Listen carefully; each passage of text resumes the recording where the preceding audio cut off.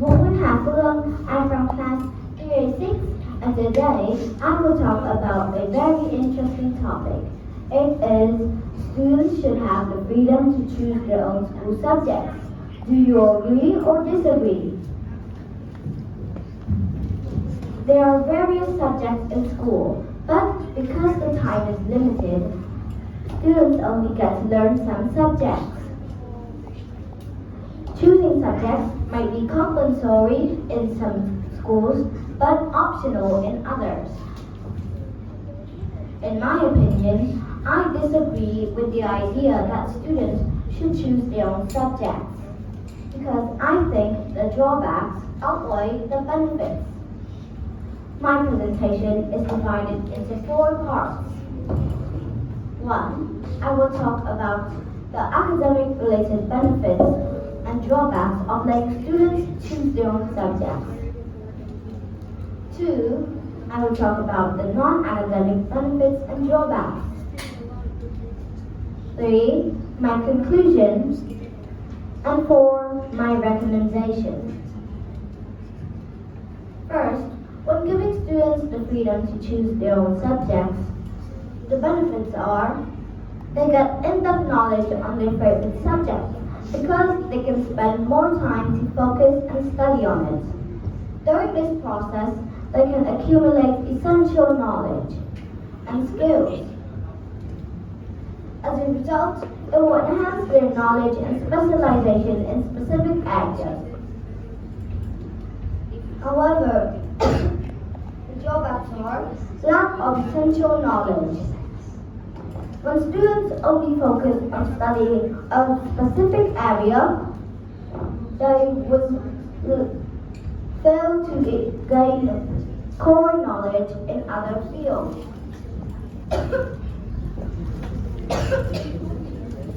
They will also not have enough skills and experiences in other subjects. This is an issue of having an imbalanced educational development.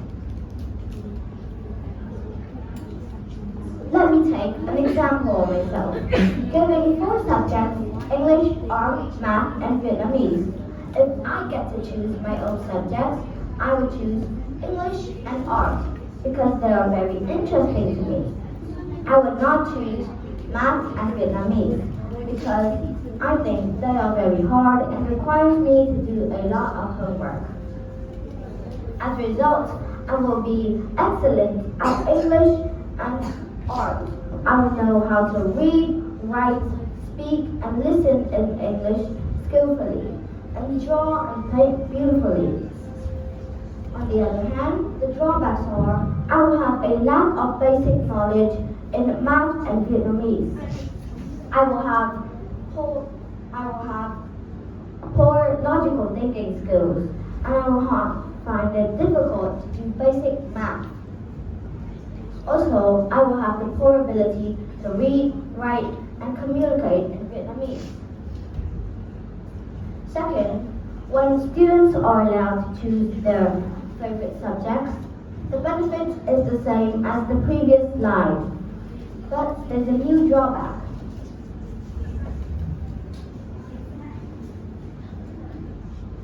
Students at a young age do not know which subjects are more important and which subjects might match their future dream job. As a result, they might make an inappropriate subject choice and lack of important background knowledge for their future education and career. For example, primary and secondary students, when they grow up, they might want to be a doctor, a writer, a teacher, an IT professional, etc.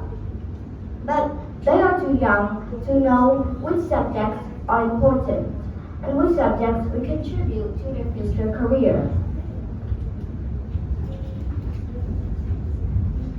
Thirdly, students have the freedom to choose their own subjects.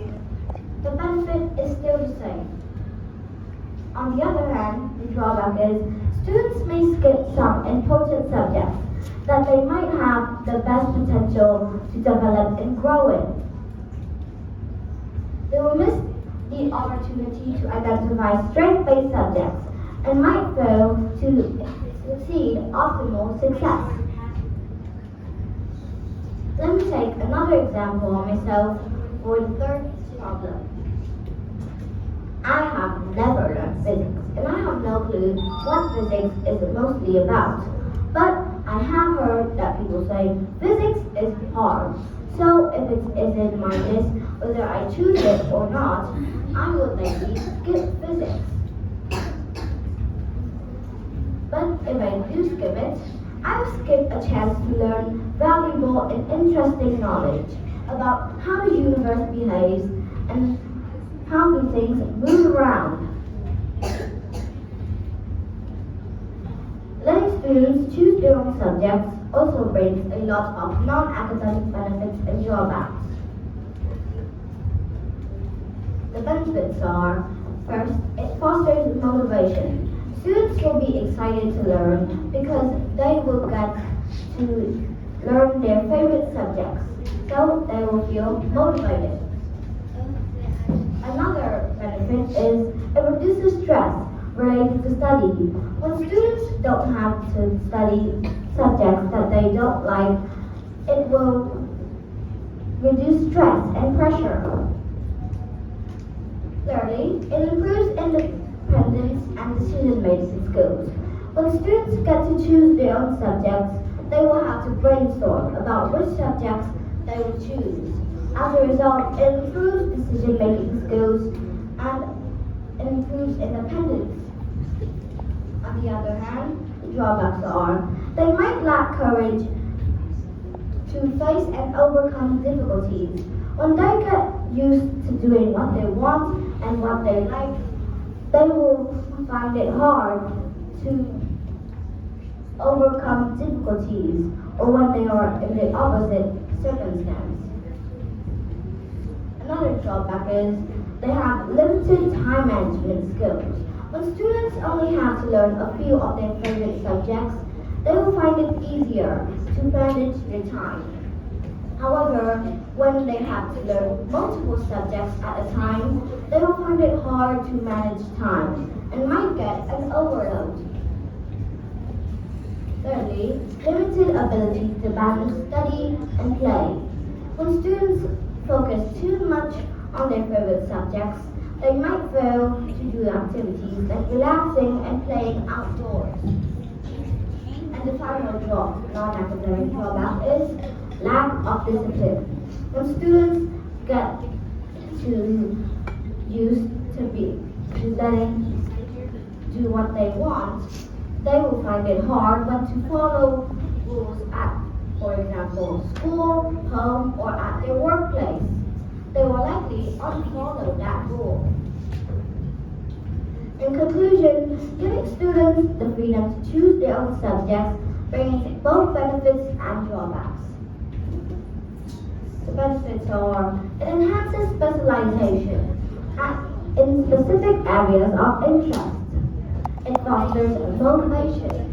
It reduces stress related to study, and it improves independence and decision-making skills.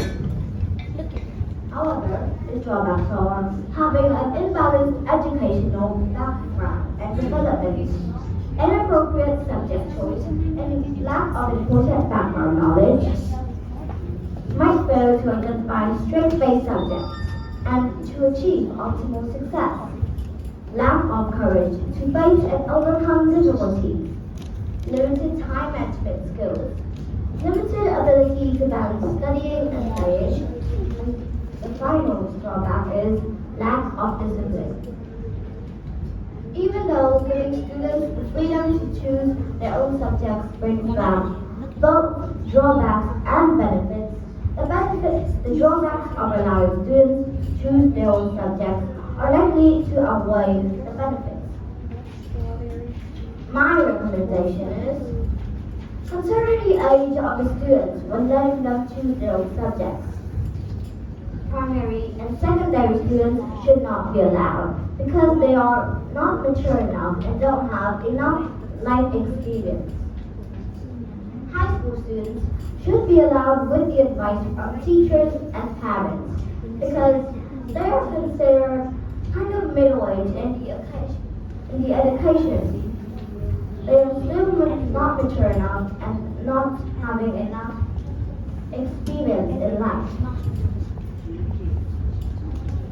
University students or in a higher level should totally be allowed because they are mature enough and have enough language skills.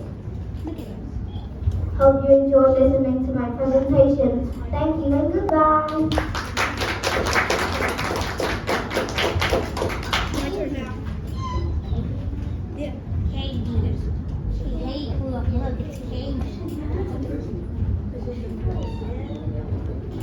I have a question for you, Phương.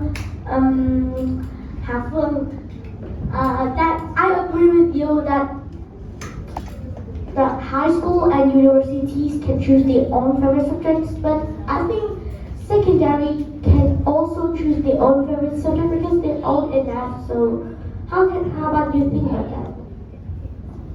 To me, they are still too young to choose their own subjects because they might not be mature enough and not have enough life experience and skills. They have teachers and parents to help them to find out what they like. They have found out what they like in the primary school already. Yes, but I think they should still choose their own subjects because they might not get enough knowledge yet. They still need time to develop more. Okay, thanks.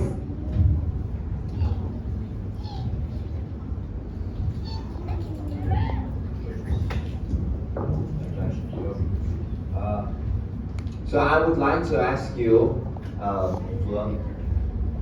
what do you think are the subjects, the core subjects that students should study in secondary school? I think they should study math, Vietnamese, and English because they are the most three important subjects and bring back many skills for their future education and career. Okay, thank you very much. Thank you, Hao Phương. Thank you so much for presentation. Congratulations too.